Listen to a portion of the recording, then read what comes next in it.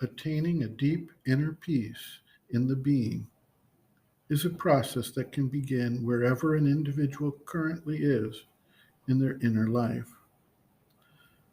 For someone just starting out, there's no expectation of some sudden miraculous silencing of the mind, although, of course, it's possible.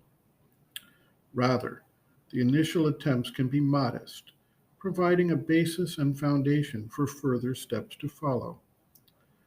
Quieting the churning of the mind is an early stage that the seeker can utilize to gain control over other aspects of the being. If we stand back and observe our mental process, we can see that all kinds of sense impressions are captured and examined, jumping from one thing to another. Some of these cause more extended thought, or in cases of things perceived as harmful or negative, worry, fear, frustration, or other reactions that cause the mind to continually revolve around the concern or issue and not let it go. In many cases, repeating the same thoughts in a cycle without exit.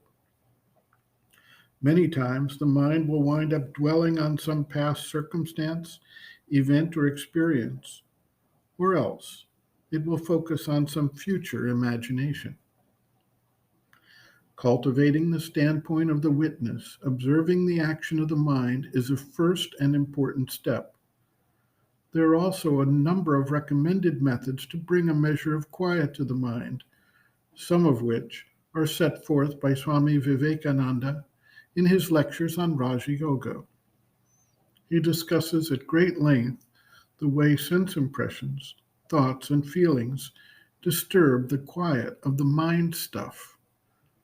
Observation without attachment is one method he recommends, so that as the mind runs, the observer remains free and does not grasp onto any of the running thoughts. Another point he provides is the connection of the breath to the thought. By consciously gaining control of the breath, the mind can become quiet. Sometimes a mantra is used to push out all the conflicting thoughts and bring coherence to the mind stuff. Once the mind is freed of the extraneous disturbances, the mantra is simply released and the mind is quiet. All of these are preliminary processes of achieving a quiet and attentive status in the mind. Further stages can develop that lead to the silence of the mind, the descent of a deep peace in the mind, etc.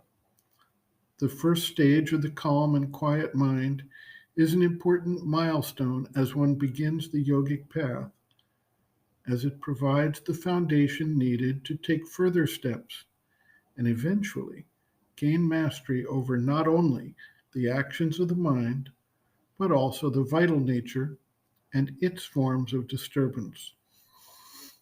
The mother observes, quote, "Someone has asked me what I meant by these words, 'One must be calm.' It is obvious that when I tell someone, 'Be calm,' I mean many different things according to the person. But the first indispensable calm is mental quietude, for generally that is the one that's most lacking. When I tell someone, 'Be calm,' I mean try not to have restless, excited, agitated thoughts. Try to quieten the mind and to stop turning around in all your imaginations and observations and mental constructions." End quote. Reference, Sri Aurobindo and the Mother, Growing Within, The Psychology of Inner Development, Chapter 4, Growth of Consciousness, First Steps and Foundation, pages 75 to 76.